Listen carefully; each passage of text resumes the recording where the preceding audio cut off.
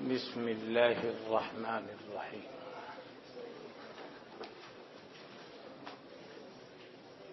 نوا ینوی نواتن نیتن و نیتن الشیء ہے قصدہ.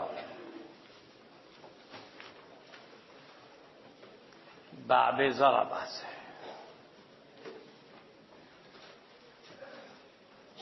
کہیں آپ دیکھیں گے لغت کی کتاب میں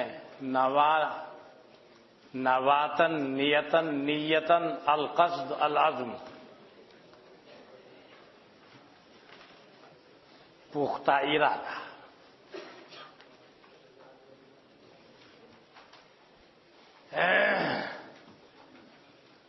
ایک دن میں نے عرض کیا تھا اور بھی آپ کے سامنے باتیں آئی ہوں گی، عزم 5ویں نمبر پر پہنچ کر عزم بنتا ہے.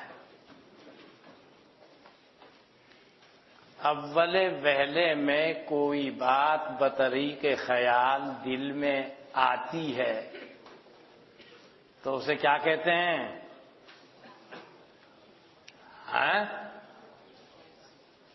حادث. نمبر 2 پر خاطر. نمبر 3 پر نفس اس سے بات کرنے لگے، کچھ تردد سا ہونے لگے، یہ یا یہ، تو حدیث النفس. اس سے اور ترقی کر کے آگے پہنچ جائے تو اس کو کہتے ہیں ہم.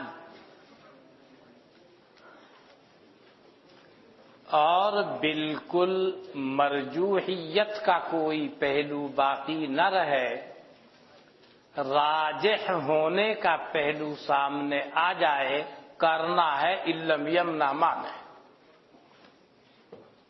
اس کا نام ہے عزم.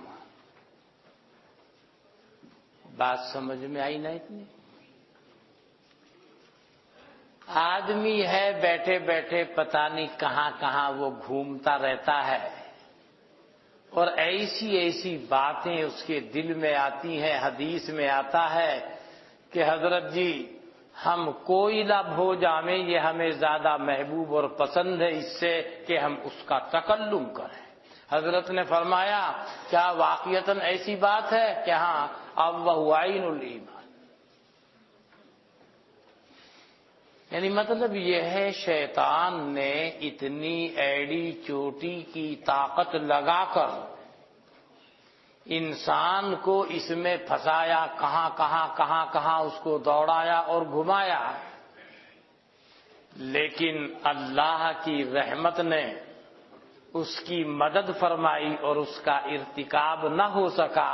وہ حادث یا خاطر یا حدیث النفس یا ہم تک رہا تو لا یکلف اللہ نفسا الا وسعها. انسان کے دل میں جو وساوس پیدا ہوتے ہیں اور جو خواطر وساوس حدیث النفس گردش کرتی رہتی ہیں، شیطان کی حرکتوں کے سبب اللہ نے اس پر کوئی گرفت نہیں رکھی. کیوں؟ اس لیے کہ یہ تحت القدرت والاختیار داخل نہیں ہے. وہ بیچارہ نماز میں ہے، وہ بیچارہ سبق میں بیٹھا ہوا ہے، سبق سن رہا ہے، بیٹھے بیٹھے حرکت کی، پتہ نہیں کہاں پہنچ گیا تھا. نماز میں ہے یہ بھی معلوم نہیں رہا رکعت کہے ہوئے. عشاء کی تیسری نماز میں سورہ فاتحہ بجائے سر کے جہر سے پڑھنی شروع کر دو. کیوں؟ ہے ہی نہیں وہاں. بدن اس کا وہاں ہے لیکن ذہن پتہ نہیں کہاں ہے. الحمدللہ رب العالمین ہوتا ہے. کر لے بھائی حرکت جتنی بھی تجھے کرنی ہے. اس نے السلام علیکم ورحمۃ اللہ، اللہ اکبر، خلاص سب. یہ رحمت دیکھیے مالک. تو ایڑی چوٹی کے زور لگا رہا ہے، ادھر سے ادھر ادھر سے ادھر وہ کر رہا ہے، مگر کچھ نہیں ہو پا رہا ہے اس سے. کر لے. تو نے جس سے انکار کیا تھا میں نے حکم دیا چل سجدہ کر لے، ہو جائے گی اس کی تلافی۔ اس نے سجدہ کیا تب تلافی ہو گئی، چل ٹھیک ہے ہو گیا۔ آپ نے پڑھا ہے دیکھا ہوگا عزم کے اوپر جا کر گناہ ہوگا، لیکن گناہ فقط عزم کا ہوگا، ارتکاب کا نہیں ہوگا۔ بات سمجھ میں آ رہی ہے نا؟ آپ نے یہ سنا ہوگا یا کہیں کسی کتاب میں دیکھا ہوگا کہ عزم سے پہلے سب معاف، حادث ہو، خاطر ہو، حدیث النفس ہو، ہم ہو، لیکن عزم وہ نہیں۔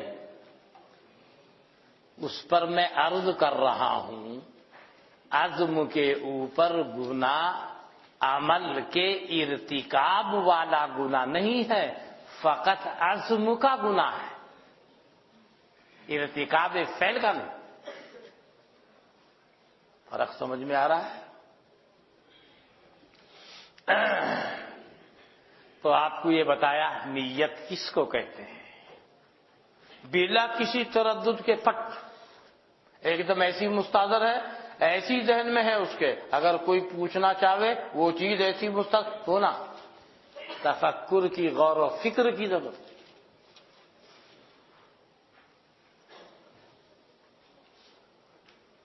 اسی کو عزم کہتے ہیں، اسی کو نیت کہتے ہیں۔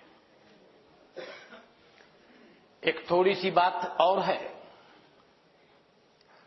ایک آدمی نماز پڑھ رہا ہے، غور سے سننا، نماز پڑھنے کی حالت میں وہ زنا تو نہیں کر رہا ہے نا،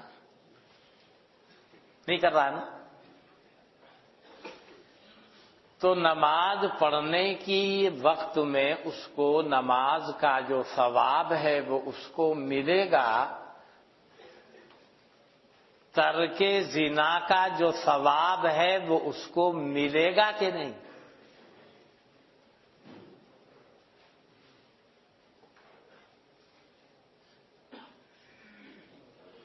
ہاں، زنا کر رہا ہے کیا وہ؟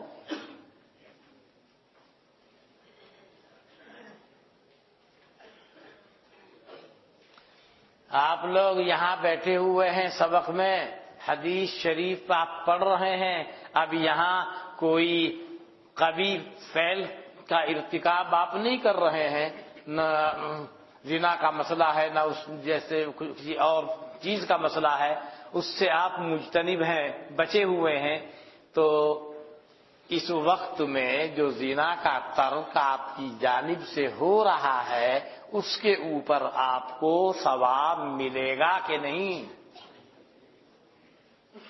نہیں ملے گا؟ ہاں؟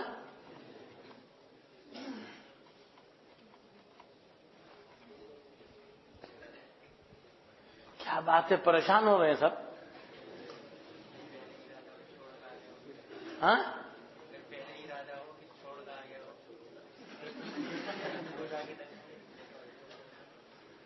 میں کیا کہہ رہا ہوں، آپ مسجد میں نماز پڑھ رہے ہیں، درسگاہ میں سبق پڑھ رہے ہیں، آپ اس وقت میں زنا نہیں کر رہے ہیں، زنا کا ترک آپ کی جانب سے ہو رہا ہے، ترک زنا کا ثواب آپ کو ملے گا کہ نہیں؟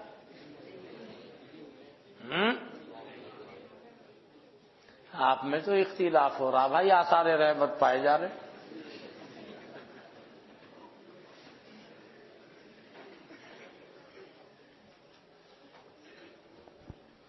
آئی تھی نا ایک دن گفتگو، اختلاف العلماء رحمتن،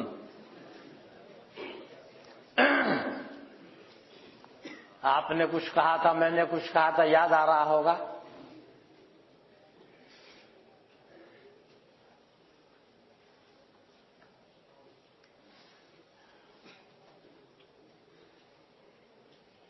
میں نے در مختار کی شرح میں اس کا کچا چھٹا ویسے بھی کھولا ہے بے اعتبار تخریج کی، اور بتایا کہ نقل کیا ہے بعض نے، لیس لہ سند ضعیف ولا صحیح ولا فنا، یہ سب کہہ رکھا ہے۔ در مختار کی شرح ہے، میزان الافکار، عربی میں ہاں ہے، ہاں 56 دنوں میں، اچھا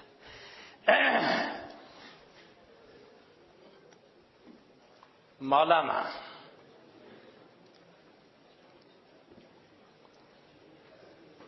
آپ گھر میں بیٹھے ہوئے ہیں، چلو مسجد بھی چھوڑ دو، درسگاہ بھی چھوڑ دو، حدیث کا سبق بھی چھوڑ دو، اپنے کمرے میں بیٹھے ہوئے ہیں آپ، اور کمرے میں ہیں، اکیلے ہیں، کھا رہے ہیں، پی رہے ہیں، مطالعہ کر رہے ہیں، کچھ بھی کر رہے ہیں، وہاں زنا کا صدور نہیں ہو رہا ہے، نہ آپ سے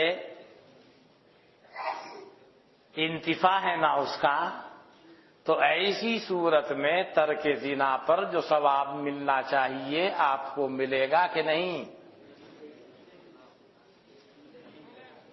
ملے گا؟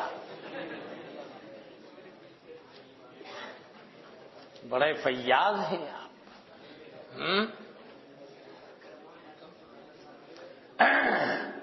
اب تھوڑی سی ایک بات میری سنو،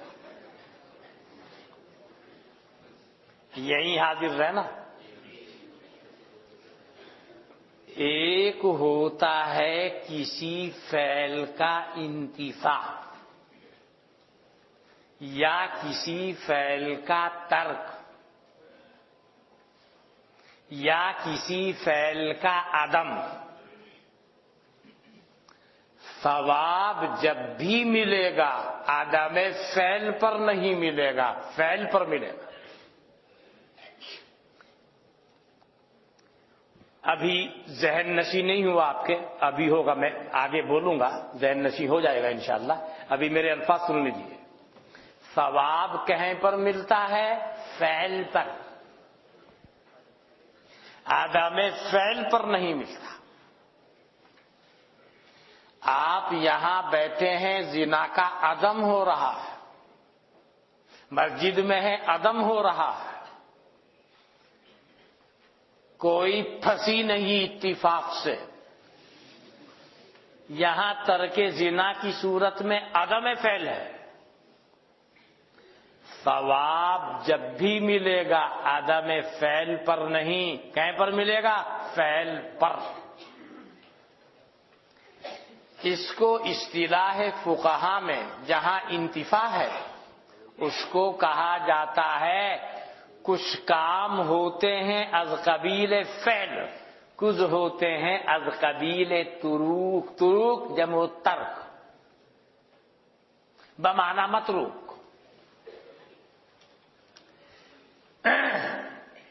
ثواب تروک پر نہیں ملے گا، ثواب کہیں پر ملے گا؟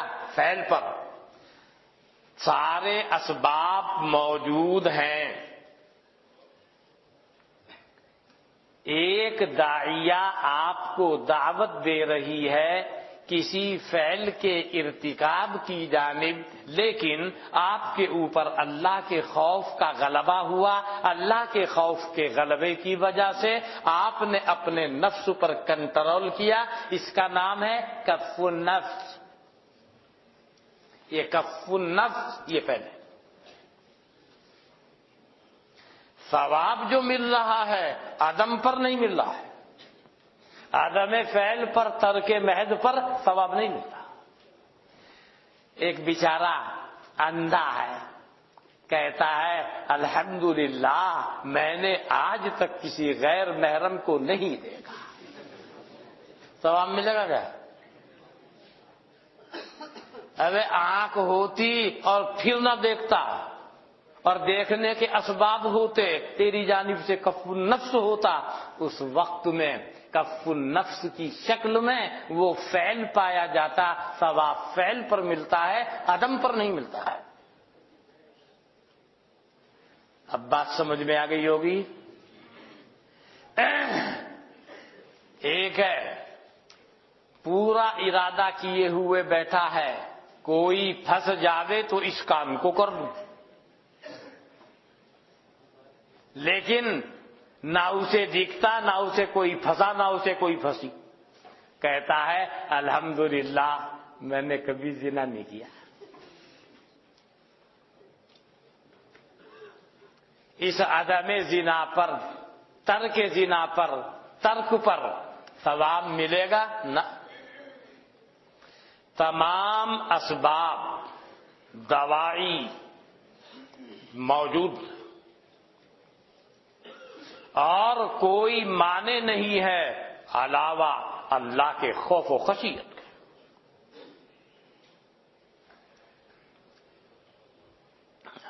خوف و خشیت کا غلبہ ہوا، میرا مالک مجھے دیکھ رہا ہے، میرے مالک نے منع کیا ہے، تمام اسباب کے باوجود اس نے سب کو پسے پش ڈالا اور اللہ کے خوف یا اس کی محبت میں اپنے آپ کو روکا۔ یہ کف النفس ہے۔ کف النفس یہ فعل ہے۔ تو میں عرض یہ کرنا چاہ رہا تھا کہ ثواب جو ملا کرتا ہے وہ عدم پر نہیں ملتا، عدم فعل پر نہیں ملتا۔ کہیں پر ملتا ہے؟ فعل پر۔ جہاں آپ دیکھیں تو بھائی اس میں ترک بھی ہو رہا ہے، وہاں ثواب ترک میں من حیث انہ ترک نہیں ہے، جب تک کف النفس کی شکل سامنے نہیں آ جائے گی۔ کف النفس نہیں ہے، اتفاقات ہیں، عدم ہو رہا ہے، نہیں پھنس رہا ہے کوئی، نہیں پھنسی ہے کوئی، ثواب ملے گا؟ نہ۔ کیوں؟ ترک ہے، انتفاع ہے۔ سمجھ میں آئی بات؟ دیکھو ایک حدیث میں ہے، آپ سنتے ہوں گے، ایک حدیث میں ایک ٹکڑا ہے، ایک حدیث میں ایک ٹکڑا ہے۔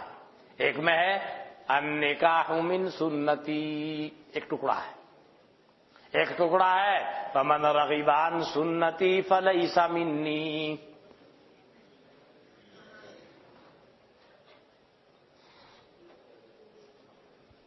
اب ایک آدمی سوال کرتا ہے کہ فلاں ملا جی نے نکاح نہیں کیا لہذا اس وعید کے تحت میں داخل ہو گیا، النکاح من سنتی فمن رغب عن سنتی فلیس منی۔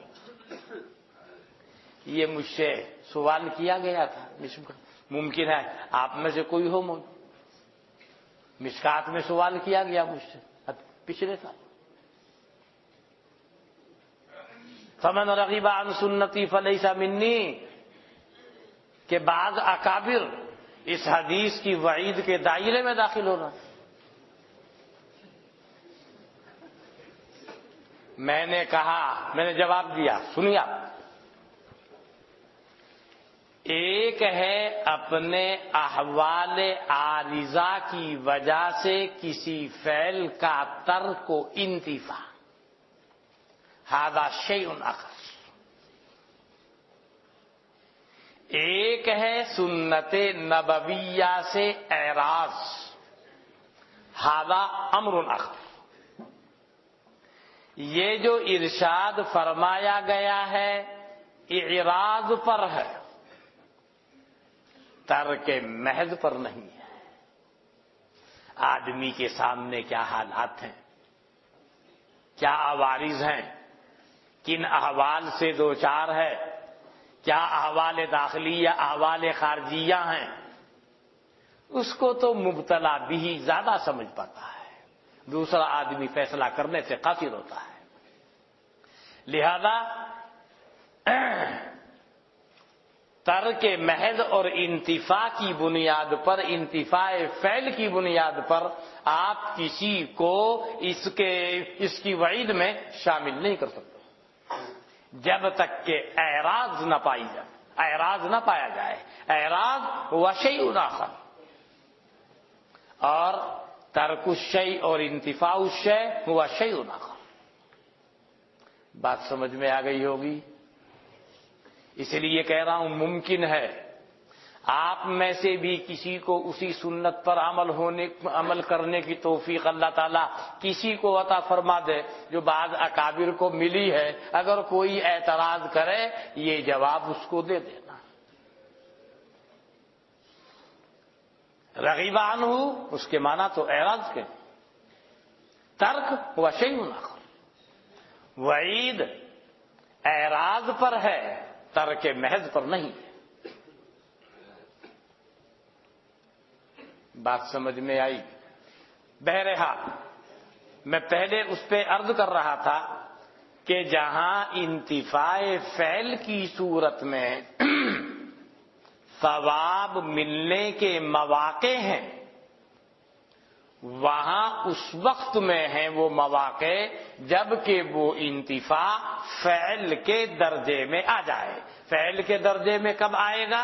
جب کہ بندے کی جانب سے کف النفس پایا جائے۔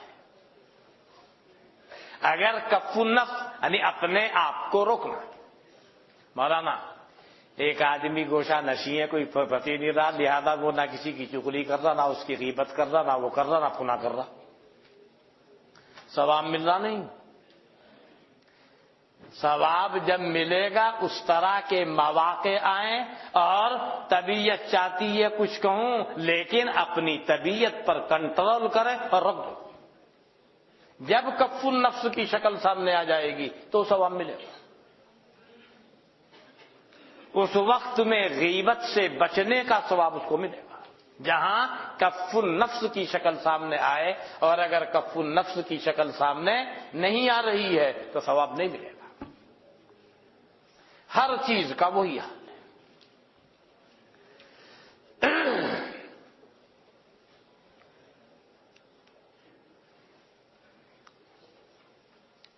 میں نے ایک دن آپ کے سامنے کچھ عرض کیا تھا، اگر آپ کو یاد ہو اور آپ اس وقت میں یہاں موجود ہوں، حاضر رہے ہوں، دیکھتا ہوں آپ اس وقت میں تھے کہ نہیں۔ کیا ہوا؟ ایک صاحب نے کسی آدمی کے پیٹ میں چاقو مار دیا۔ وہ چاقو ذرا سا اندر کو چلا گیا، جس کے چاقو مارا گیا ہے وہ اللہ کے یہاں پہنچ گیا۔ سمجھ رہے ہیں نا؟ اس نے چاقو مارا، بھئی اتنا ہی کمزور سا ہے انسان، ذرا سا لوہا اندر کو گھسایا، چلا گیا۔ کیا گیا؟ مر گیا۔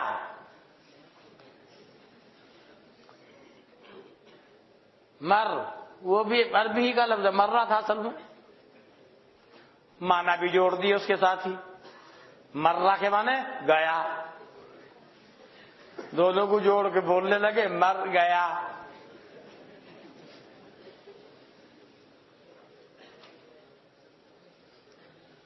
حالانکہ وہی معنی تھے مرہ کے، چلا گیا۔ یعنی اس عالم سے دوسرے عالم میں منتقل ہو گیا، چلا گیا۔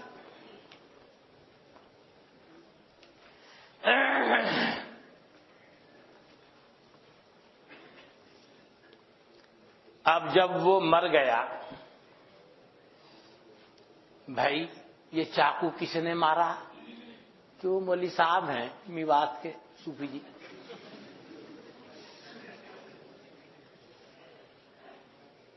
اسے پکڑا گیا۔ ہاں بھائی کیا بات ہے کہ تو نے اس کے پیٹ میں چاقو مار دیا، یہ مر گیا، تیرے اوپر قصاص واجب ہے، تجھ کو قتل کیا جائے، تو نے اس کو مارا۔ کہنے لگا جی قاضی صاحب خدا کی قسم میں نے نیت نہیں کی،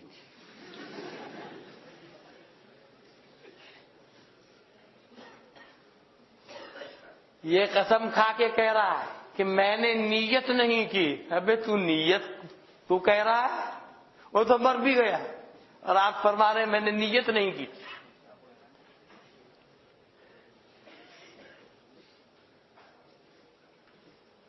اتنے بدن کیوں ہیں اس سے بیچارے سے؟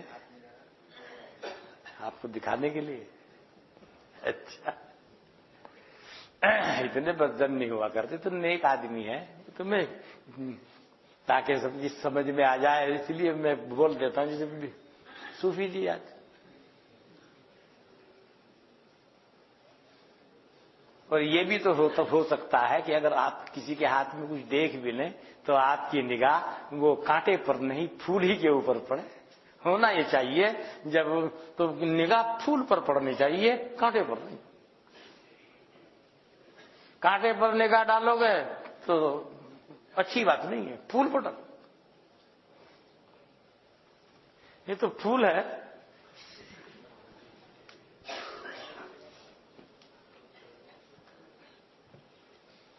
بہرحال قاضی مان لے گا اس کی بات، مانے گا کہ جی میں نے نیت نہیں کی. اسی طریقے سے غلطی ہو گئی، کسی عورت کے ساتھ قیام الامام فی المحراب کی نوبت آ گئی، صغرا کبرا کا اتصال، حد اوسط کا تقرر، حد اوسط کے تقرر کے نتیجے میں نتیجہ یعنی ملا جی سامنے آ گیا. گھر والے پر بھئی یہ کیا سب، ابھی تو شادی بھی نہیں ہوئی، یہ ملا جی کہاں سے آ گیا. اس پہ سختی کی بھئی کیا ہے کہ ایک صوفی جی کا فیض ہے.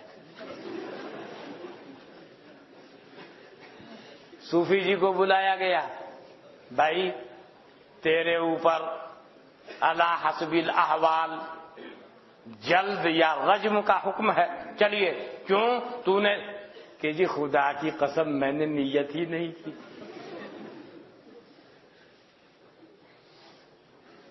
چلے گا؟ ایک جگہ نہیں، کسی بھی جگہ پر چلتے چلتے اس کے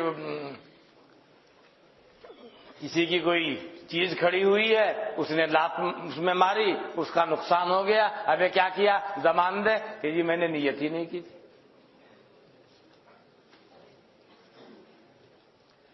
آپ کے یہاں بخاری شریف کی سب سے پہلی حدیث ہے انما الاعمال بالنیات، اور میں نے نیت کی ہی نہیں.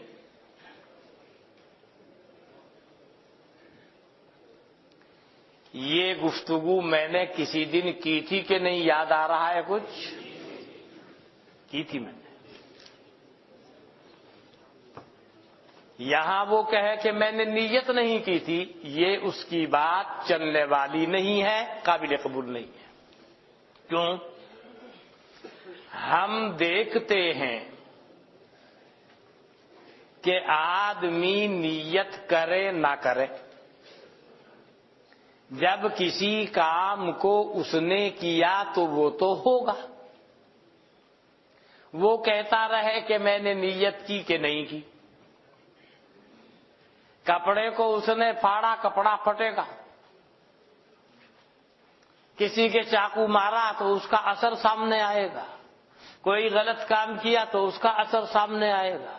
تلوار کسی کے اوپر چلائی، اس کا اثر سامنے آئے گا. وہ کہتا ہے میں نے نیت نہیں کی.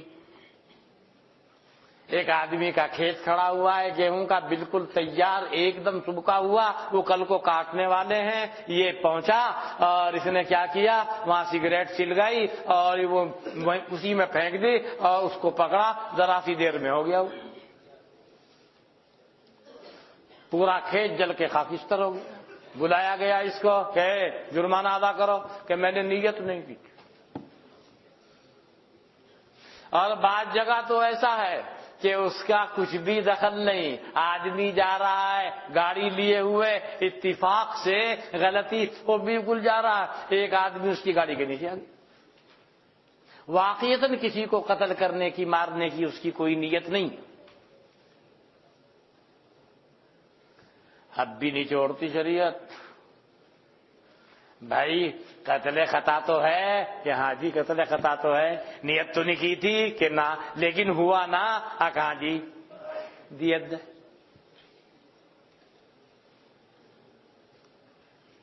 تاکہ اہدار نفس جس کو اللہ تعالیٰ نے مکرم بنایا ہے اس کا اہدار لازم نہ ہے. لیکن یہ قتل خطا کی دیت جو ہوتی ہے یہ خود قاتل کے اوپر نہیں ہوا کرتی بلکہ یہ عاقلہ کے اوپر ہوا کرتی ہے. کتاب الجنایات میں، کتاب الدیات میں جب آپ گھسیں گے تو اس کی تفصیلات سامنے آئیں گی، ورنہ تو آدمی اسی میں پریشان ہوگا. اتنی لمبی چوڑی دیت اس کے اوپر واجب کر دی جائے گی، وہ تو جڑ سے اکھڑ جائے گا، برباد ہو جائے گا، کسی کام کا نہیں رہے گا. لیکن شریعت کی نظر بہت گہری ہے، بہت دور تک دیکھتی ہے، اس کے اوپر نہیں، عاقلہ کے اوپر. سارا بوجھ اس کے اوپر ڈال دیا تو وہ مر جائے گا. 5 روپے سمبو کے حصے میں آئے متعلقین کے، مسئلہ آسان ہو گیا. تو قتل خطا کی دیت خود قاتل پر نہیں ہے، کس پر ہے؟ خیر، ہم دیکھتے ہیں بہت سارے کام ہیں نیت آدمی نے نہیں کی اور وہ کام ہو گیا، بغیر نیت کے ہو گیا. اور حدیث میں ہے انما الاعمال بالنیات، اور روایت بھی بخاری شریف کی ہے اور حدیث بھی صحیح ہے. غریب چاہے ہو، وہ تو آپ نے پڑھ رکھا ہے، غرابت اور صحت کے درمیان کوئی منافات نہیں ہے، پڑھ رکھا ہے نا. امام بخاری اپنی صحیح میں اسی حدیث کو لائے گا جو ان کے حساب سے، ان کے معیار پر، ان کے اصول کے مطابق صحیح ہو. وہ الگ بات ہے چاہے غریب ہو. غرابت اور صحت کے درمیان منافات نہیں ہے. غریب ہونے کا مطلب فردیت غرابت صحت کے منافی نہیں ہے، جس کی دلیل سب سے پہلے والی حدیث. تو بھائی حضرت کا ارشاد تو یہ ہے انما الاعمال بالنیات، مطلب یہ ہے بطریق اقتضاء النص، بطریق اقتضاء النص، یہاں اعمال کے مضاف کو مقدر مانا گیا ہے. اگر اعمال کے مضاف کو مقدر نہیں مانتے، معنی غیر مناسب ہو جائیں گے، حقیقت کے خلاف ہو جائیں گے. اور ہم جانتے ہیں کہ اللہ کا ارشاد اور اللہ کے رسول صلی اللہ علیہ وسلم کا ارشاد بے معنی ہو جائے، یہ نہیں ہو سکتا ہے. وہ ہماری سمجھ کا قصور ہوگا. اللہ کا کلام تو ہے ہی اللہ کا کلام، اور حضرت جناب نبی اکرم صلی اللہ علیہ وسلم کا ارشاد بھی اللہ ہی کا ارشاد ہے، گو وحی مطلوع کی شکل میں نہیں، وحی غیر مطلوع کی شکل میں ہے. وما ينطق عن الهوى ان هو الا وحی یوحی. یہ کیسے ہو سکتا ہے اللہ ایک بات فرماوے اور واقعہ اس کے خلاف نہیں ہو سکتا ہے. وہی ہوگا جو اللہ فرما رہا ہے، وہی ہوگا جو اللہ کے رسول صلی اللہ علیہ وسلم فرما رہا ہے. اگر اللہ کے کلام میں، اللہ کے رسول صلی اللہ علیہ وسلم کے کلام میں کسی کو کوئی اشکال ہو رہا ہے، وہ اس کی سمجھ کا قصور ہے. لہذا حضرت کے ارشاد کا تقاضا ہوا کہ ذرا ہوش سے کام لو. یہاں اس نص کا تقاضا ہے کہ اعمال کا مضاف مقدر ہے بطریق اقتضاء النص. اب عبارت ہوئی انما حکم الاعمال بالنیات. نیات دونوں قراتیں ہیں، نیتن بھی ہے نیتن بھی ہے. حکم الاعمال بالنیات اب معنی صحیح ہو گئے.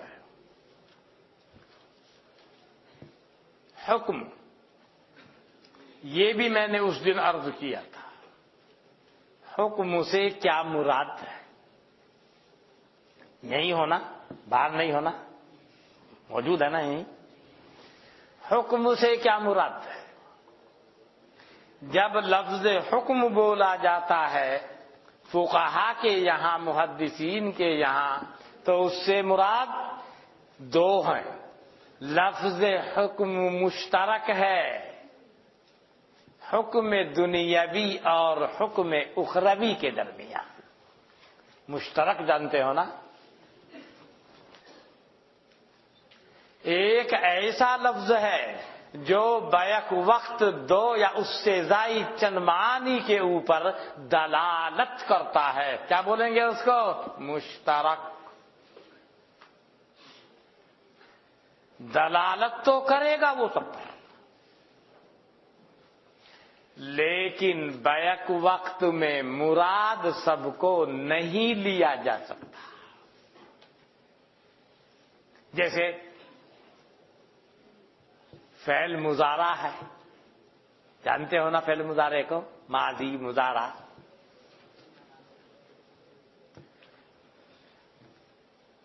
فعل مضارع بیک وقت حال اور استقبال دونوں پر دلالت کرتا ہے، لیکن مراد دونوں کو نہیں لے سکتے۔ مراد اگر آپ نے حال کو لے لیا تو استقبال کی چھٹی، اور اگر آپ نے مستقبل کو مراد لے لیا تو حال کی چھٹی۔ جانتے ہیں نا قاعدہ؟ دلالت اور چیز ہے، ارادہ اور چیز ہے۔ جیسے فعل مضارع کا مسئلہ ہے، اسی کو فرمایا ہے ملا جامی رحمت اللہ علیہ نے شرح جامی میں، وَمِنْ خَوَاصِّهِ دُخُولُ اللَّامِ کے قبیل، ذرا سے پہلے وَأَيْنَ الدَّلَالَةُ مِنَ الْإِرَادَةِ۔ ارے مولانا، دلالت ارادہ کہاں ہے؟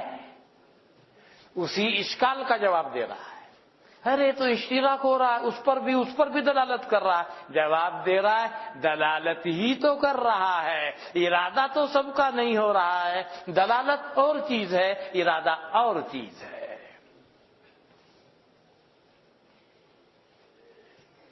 آپ کہتے مشترک کے اندر عموم، یہ تو تب ہوتا جب مراد دونوں کو بیک وقت لیا جاتا۔ اسی کو فرمایا ملا جامی نے وَأَيْنَ الدَّلَالَةُ مِنَ الْإِرَادَةِ۔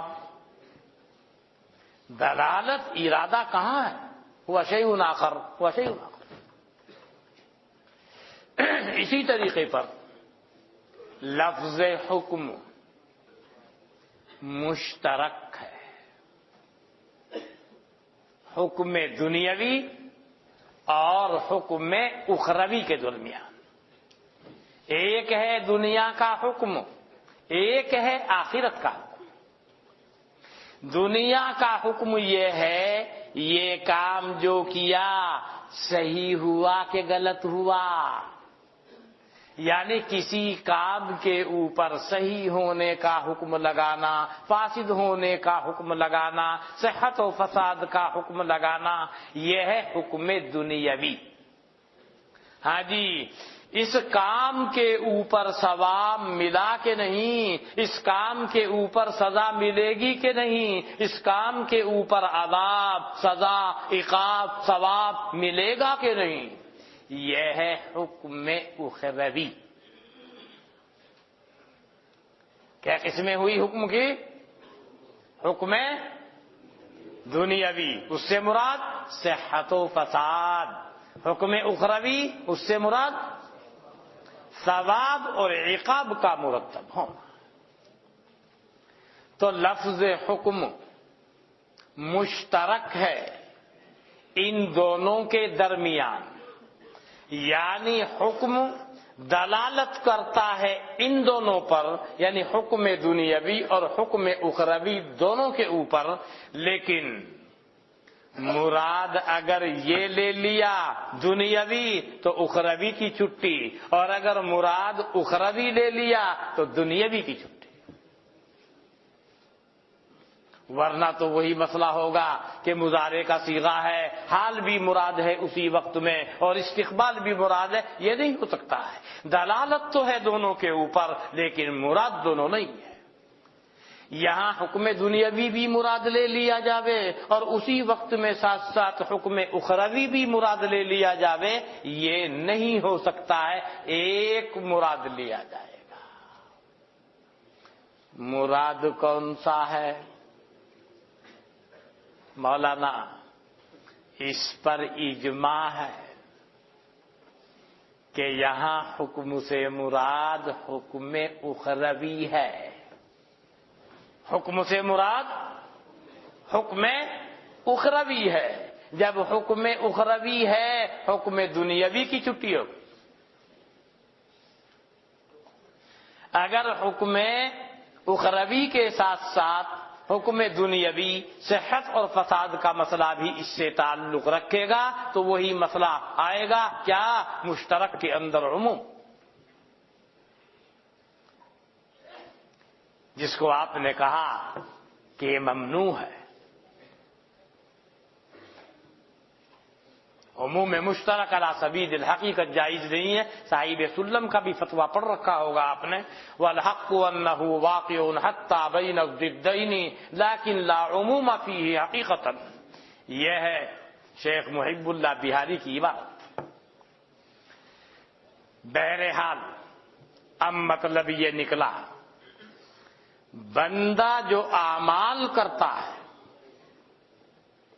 بندے کے اعمال پر جو ثواب، جو سزا، جو عقاب، جو بدلہ، جو اچھائی مرتب ہونے والی ہے، اس کا مدار کہیں پر ہے؟ وہ اس کے ارادے پر ہے، وہ اس کی کیفیات قلبیہ پر ہے، وہ اس کی حسن نیت پر ہے۔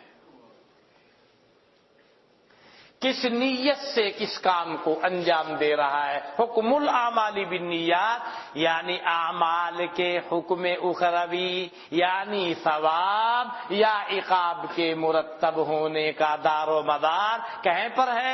کیفیت قلبیہ پر ہے اور اس کی نیت پر ہے، اس کے قصد پر ہے، اس کے ارادے پر ہے۔ اب وہ اشکالات جو پہلے سامنے آ رہے تھے وہ اشکالات ختم ہو گئے، لیکن اب یہ مسئلہ ہوگا، بہت سے کام ایسے ہیں کہ آپ کہتے ہیں کہ اس میں نیت شرط نہیں ہے، اور بعد ایسے ہیں کہ آپ کہتے ہیں کہ اس میں نیت شرط ہے، بعد میں آپ نے نیت ٹھونس دی، وضو نیت شرط نہیں ہے، نماز نیت شرط ہے، زکوٰۃ نیت شرط ہے، تیمم نیت شرط ہے، وضو نیت شرط نہیں ہے۔ آپ وضو کرنے کے لیے جا ہی رہے تھے، کسی نے اوپر سے پورا ایک بالٹا پانی آپ کے اوپر ڈال دیا، سارا بدن آپ کا دھویا گیا، غسل ہو گیا، وضو ہوا کہ نہیں ہوا؟ نیت کی آپ نے، وضو ہوا کہ نہیں ہوا؟ یا آپ جا ہی رہے تھے کہ میں چلوں وضو کروں گا اور کسی دوست نے اٹھا کر کے آپ کو حوض میں پھینک دیا، وضو ہوا کہ نہیں؟ بھائی نیت تو کی نہیں، وضو تو ہو گیا۔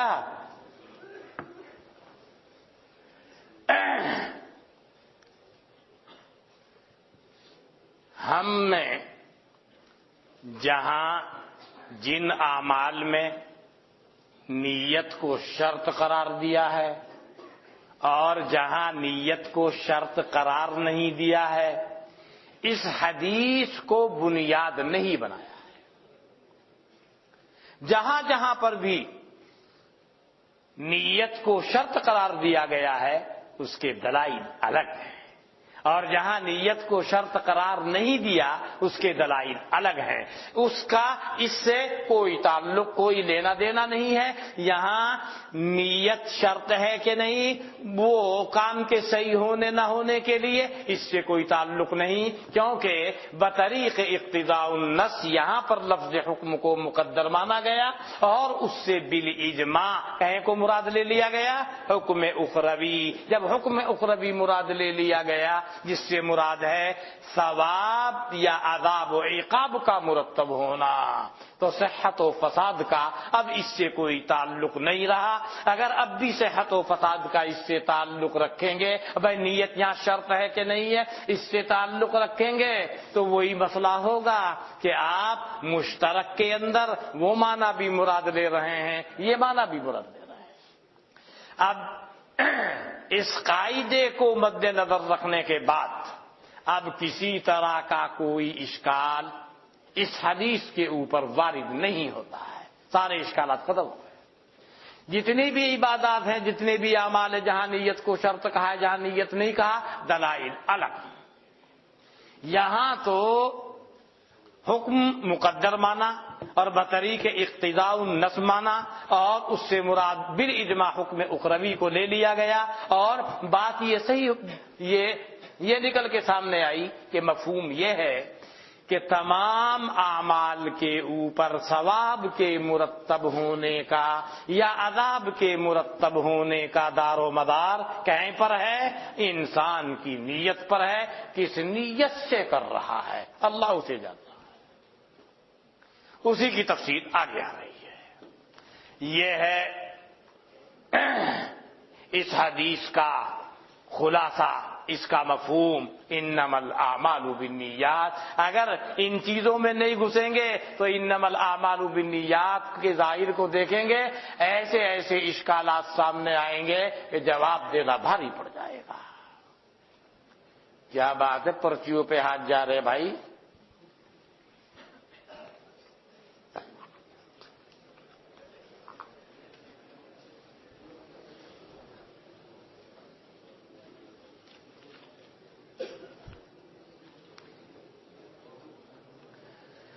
حضرت عدم تو وجود کے بات ہوتا ہے، گویا کہ عدم کے لیے وجود ضروری ہوتا ہے، جیسا کہ نابینا کے لیے بینا ہونا۔ اصل میں یہ بات کو سمجھا ہی نہیں، وہ جو میں کہہ رہا تھا وہ عدم فعل، اس نے وہ بات یعنی بہت سے آدمی ایسی باتیں کرتے ہیں لا حول ولا قوت الا باللہ۔ یہ میں عدم اور تقدم اور تاخر سے بحث نہیں، ثواب کہیں پر ملے گا؟ بندے کے کام پر ملے گا۔ وہ کہہ رہا ہوں کف النفس جب کوئی کام سامنے آئے گا وہ مقدم اور مؤخر سے بحث نہیں ہو رہی ہے۔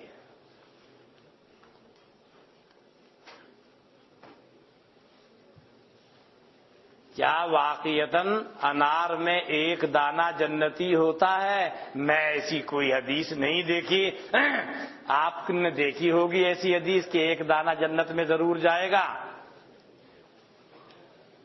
فمن رغب لیس منی کو لے کر جو اعتراض جنہوں نے کہا نہیں کیا، اس کا جواب پھر سے سمجھا دیجئے برائے مہربانی۔ کیا بات ہے، آپ کا بھی منشا وہی ہے کیا؟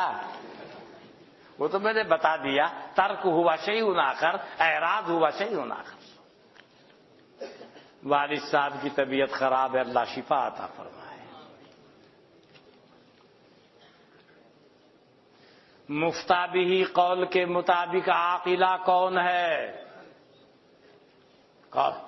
سائل کہاں کا ہے؟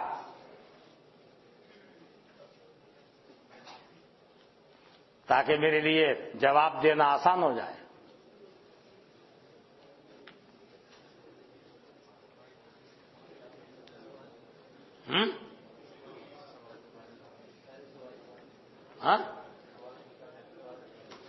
مفتہ بھی قول کے مطابق عاقلہ کون ہے؟ وہ دیت کے سلسلے میں جو میں بول رہا تھا عاقلہ، میں کہہ رہا ہوں سائل کہاں کا ہے؟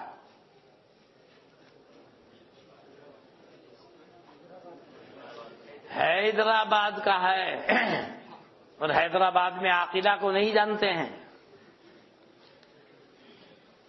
اگر اس کا کسی علائق خارجی سے تعلق نہ ہو تو اس کے خاندان والے اس کے اہل قرابت ہوتے ہیں، اور اگر اس کا تعلق ہوتا ہے علائق خارجیہ سے، مثلاً کوئی فوج میں ہے تو فوج میں جو اس کی کمپنیاں ہیں، جو مطلب وہ 500 آدمی ہیں یا 5000 آدمی ہیں، اور ایک فوجی سے قطعاً کسی کا قتل ہو گیا، دیت وہ جو اس کے ساتھی ہیں وہی اس کے عاقلہ ہیں۔ اب آپ لوگ یہاں پر پڑھ رہے ہیں، کسی آپ کے ساتھی نے کسی کو قطعاً قتل کر دیا، آپ سب لوگ عاقلہ ہیں اس کے، گھر والے نہیں ہیں۔ آپ کو چاہیے تھا آپ اس کو اس غلط کام سے روکتے، کیوں نہیں روکا آپ نے؟ آپ سب کو دینی پڑے گی۔ ارے حیدرآبادی کی سمجھ میں آیا کہ نہیں؟ پکڑ اللہ کے بندے، کتاب الجنایات پڑھتے نہیں، کتاب الدیات پڑھتے نہیں، اور بس ایسے ہی عرش اعلیٰ کی سیر کرتے رہتے ہیں۔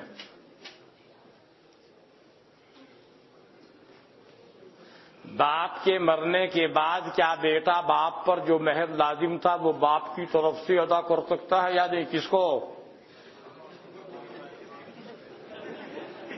لے لے گی ماں؟ بیٹے کو خیال آ رہا، ابا کو نہیں آیا؟ میرے 2 چچے ایکسیڈنٹ ہو کر اسپتال، اللہ تعالیٰ ان کو شفا عطا فرمائے۔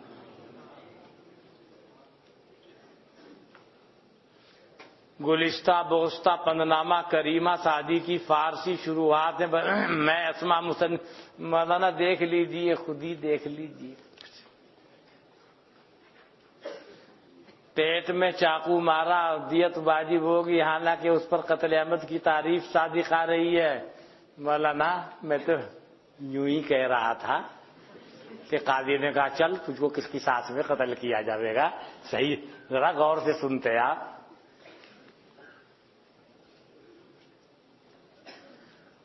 اعداد حروف کا انسانی نام پر کوئی اثر پڑتا ہے یا نہیں؟ مولانا ایسے آنکڑے تو مجھے آتے نہیں ہیں کہ بھائی اگر نام 4 حرف کا ہے تو اس کی خاصیت یہ ہے، اور 3 حرف کا ہے تو یہ ہے، اور 10 حرف کا ہو تو پھر اس کی تاثیر، یہ سب مجھ سے نہیں آتا۔ اس میں کوئی عملیات والا ہی بتا سکے گا آپ کو الٹا سیدھا۔ کسی نے زنا کیا، حمل ٹھہر گیا، اس کے 4 مہینے کے بعد حمل ساقط کرانا، کیا تو اس چکر میں پڑ رہا ہے؟ ایسے کام کے قریب مت جانا کہ ان سب چیزوں کی نوبت آئے۔ النکاح من سنتی فمن لم یعمل بسنتی فلیس منی، وہاں اعراض کرنا ہے، یہاں کیا مراد؟ النکاح من سنتی فمن لم یعمل بسنتی، یہ کہاں ہے؟ دیکھ داغ کے پیش کیا کرو بھائی، ایسا نہ کیا۔ کسی شخص کے پاس سود کی رقم ہے، اس کے اوپر قرض ہے، تو کیا وہ شخص سود کی رقم ہم مولانا ایسے ہی الٹ پھیر کرتے رہا کو؟ فإن الطلاق یعتض اللہ بعینہ، ان الفاظ کے ساتھ تو میں اس کو جانتا نہیں، البتہ اس کو ابغض الحلال فرمایا گیا ہے۔ مفتی انصر صاحب تامل ناڈو بیمار، اسپتال میں زیر علاج ہیں، اللہ تعالیٰ شفا عطا فرمائے۔ محمد شاہد آدمی کی زوجہ کچھ مہینے سے بیمار ہے، اللہ تعالیٰ شفا عطا فرمائے، اللہ کی رحمت کا معاملہ فرمائے۔ بڑے جانور گائے بھینس کا عقیقہ کرنے کی دلیل وضاحت سے بیان فرمائیں۔ مولانا جیسے قربانی اس کی ہوتی ہے ایسے عقیقہ بھی اس کے اندر جائز ہوتا ہے، یہ تو واضح مسئلہ ہے۔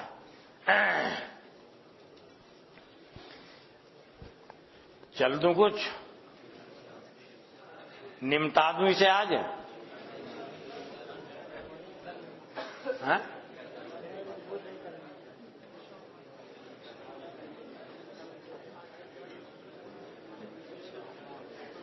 نہیں، پھر دیر لگ سکا اور بھی۔ چلیے خیر، جب تم کہہ رہے ہو چلیے، اللہ مالک۔